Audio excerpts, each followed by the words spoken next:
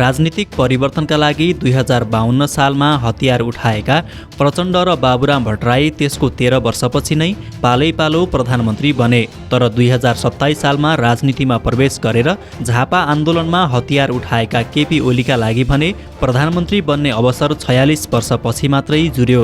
राजनीतिमा धैर्यता र निरन्तरताको कुनै अवधि हुँदैन भन्ने कुराको साँची ओलीको राजनीतिक जीवन बनेको छ। आजको श्रृङ्खलामा हामी केपी शर्मा ओलीको व्यक्तिगत तथा राजनैतिक जीवनबारे जानकारी दिने प्रयास गर्नेछौँ।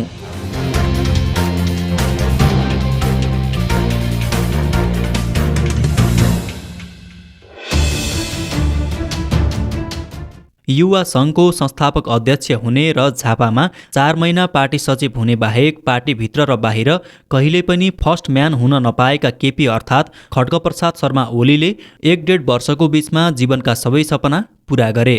यस बीचमा ओली संसदीय दलको नेता निर्वाचित भए, त्यस लगत्तै पार्टीको अध्यक्ष निर्वाचित भए र अन्ततः मुलुककै कार्यकारी प्रमुख प्रधानमन्त्री पदमा निर्वाचित भए। संयोग नै मान्नुपर्छ ओलीले यी तीनवटै निर्वाचनमा मुलुकको प्रधानमन्त्री समेत भइसकेका नेताहरूलाई पराजित गरेका थिए। संसदीय दलको निर्वाचनमा पार्टी अध्यक्ष तथा पूर्व प्रधानमन्त्री झलनाथ खनाललाई उनले पराजित गरेका थिए। त्यस लगत्तै पार्टीको महाधिवेशनमा अर्का पूर्व प्रधानमन्त्री तथा 14 वर्षसम्म पार्टी प्रमुख बनेका माधव नेपाललाई पराजित गरे।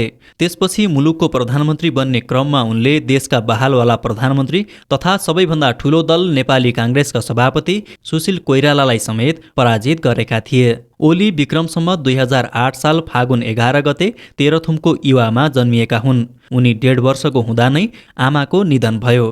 उनी 4-5 वर्षको हुँदा उनका पिता मोहन प्रसाद बालबच्चा लिएर झापाको सुरुङ्गा गाविसमा झरे। पछि कन्काईको बाढीले ओली परिवारको घर बगाइदिएपछि उनीहरू सुकुम्बासीमा परिणत भए। ओलीलाई केही समय बडाबा र हजुरबाहरूले पाले। किशोरावस्थामा ओली रामनाथ दाहालका घरमा काम गरेर विद्यालय जान थाले। उनको 10 कक्षासम्मको औपचारिक शिक्षा झापामै पुरा भयो। झापा झरेका र बाल्यकालमै आमाको मातृवात्सल्यबाट विमुख बनेका ओली रामनाथ दाहालका घरमा बसेर पढ्ने क्रममा रामनाथकै प्रेरणाले कलिलो उमेरमै कम्युनिस्ट बने।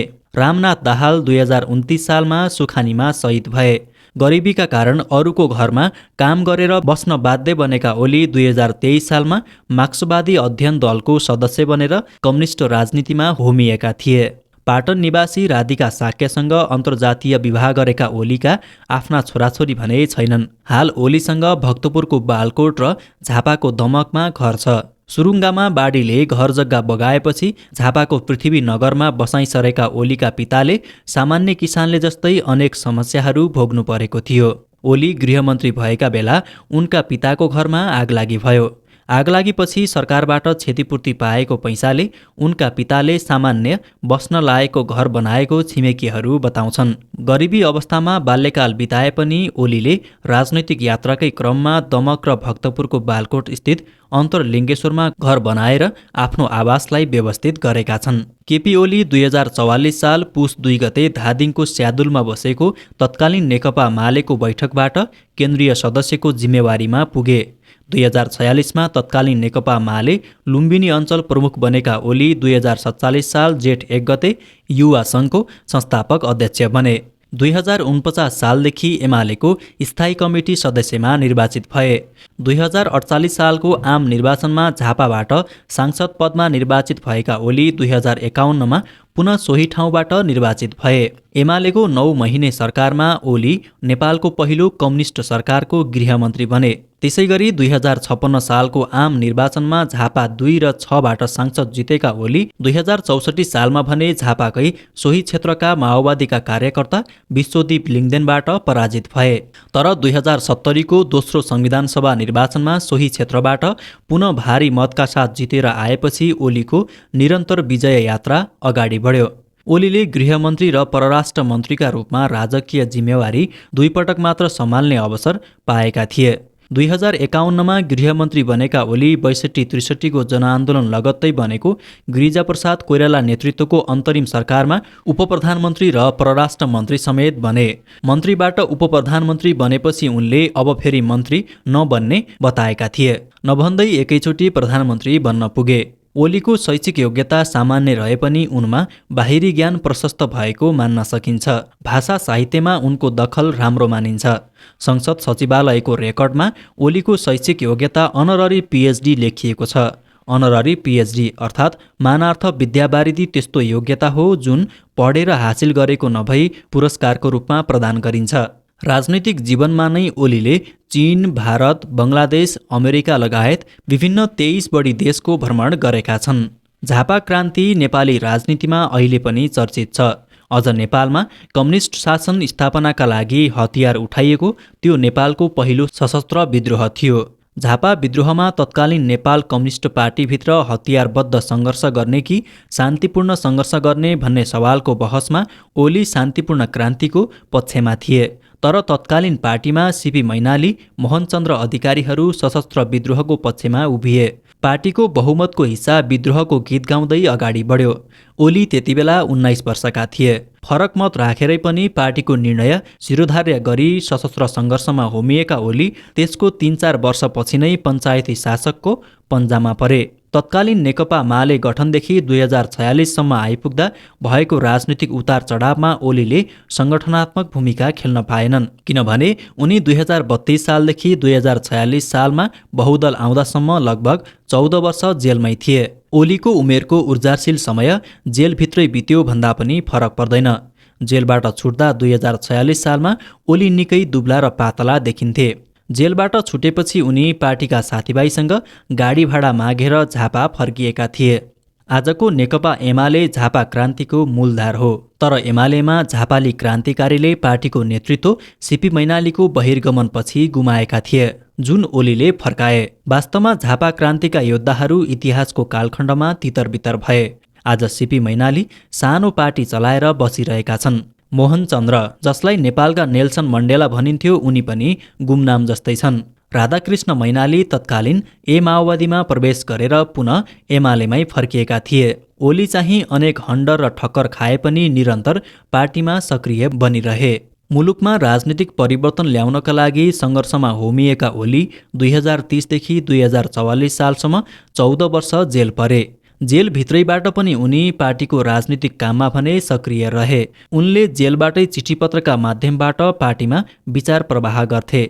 जेलभित्र गम्भीर बिरामी परेर मृत्युको मुखमा पुगेका ओलीलाई अनेक प्रयत्न पश्चात मात्रै बचाउन सकिएको भन्ने कुरा उनका राजनीतिक सहयोद्धा राधाकृष्ण मैनालीले आफ्नो संस्मरणमा लेखेका छन्। ओलीले जेलबाट छुटेपछि 2046 सालमा सम्पन्न जनआन्दोलनमा संयुक्त वाम मोर्चाका तर्फबाट लुम्बिनी अञ्चलको मोर्चा सम्हालेका थिए। त्यसपछि उनी पार्टीमा मदन भण्डारीको दाहिने हात बनेर एकाएक उदाउन थाले।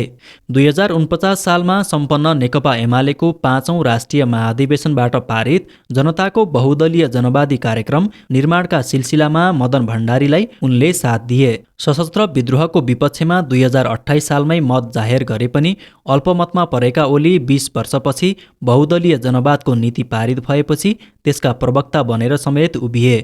मदन भण्डारीको दासढुङ्गा दुर्घटना काण्डमा मृत्यु भए लगत्तै एमालेमा नेतृत्वका दावेदार बन्न चाहे पनि ओलीको पक्षमा माहौल भने बन्न सकेन।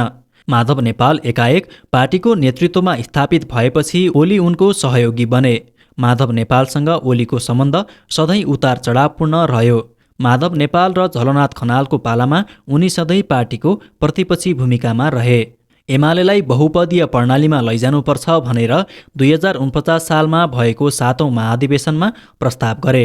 कम्युनिस्ट पार्टीको लोकतान्त्रिकरणका सवालमा उनले प्रस्तुत गरेको त्यो कार्यक्रम पराजित भयो। तर 2065 सालमा ओलीकै सोही कार्यक्रम पारित भयो र एमालेमा बहुपदीय प्रणाली सुरु भयो। आज आएर नेपालका सबै कम्युनिस्ट तथा प्रजातान्त्रिक पार्टीहरूले समेत मूल नीतिका रूपमा बहुपदीय प्रणालीलाई अवलम्बन गरेको पाइन्छ। एमालेको 5औं महाधिवेशनमा मदन भण्डारीको नेतृत्व र उनको बहुदलीय जनवादलाई साथ दिएका ओली पार्टी विभाजनका बेला नेकपा माले विरुद्ध कडा रूपमा प्रस्तुत भएका थिए। ओलीलाई महाकाली सन्धिको बचाउमा उभिएकोमा भारतप्रस्त नेता भएको आरोप समेत लागेको थियो। बुटवलमा सम्पन्न 8औं महाधिवेशनमा ओली पार्टीका अध्यक्षका उम्मेद्वार थिए, तर उनी झलनाथ खनालसँग हारे। त्यसबेला ओलीले झलनाथ पक्षलाई माओवादी परस्त भएको आरोप लगाएका थिए। त्यसबेला ओली उग्र माओवादी विरोधी मानिन्थे, तर पछि आफै प्रचण्डसँग अङ्कमाल गर्न पुगेका थिए। दर्शकवृन्द, आजको श्रृङ्खला कस्तो लाग्यो कृपया कमेन्टमा बताउनुहोला। यदि राम्रो लाग्यो भने कृपया यस च्यानललाई सब्स्क्राइब गर्न नभुल्नुहोला र साथमा रहेको बेल आइकन पनि थिच्नुहोस् ताकि हामीले अपलोड गर्ने भिडियोहरूको जानकारी सबैभन्दा पहिले तपाईलाई प्राप्त होस्। आगामी श्रृङ्खलामा अझै रोचक सामग्रीहरू लिएर आउने बाचा गर्दै आजको श्रृङ्खलाबाट भने सम्पूर्ण अल नलेज टिम बिदा हुन्छ। नमस्कार।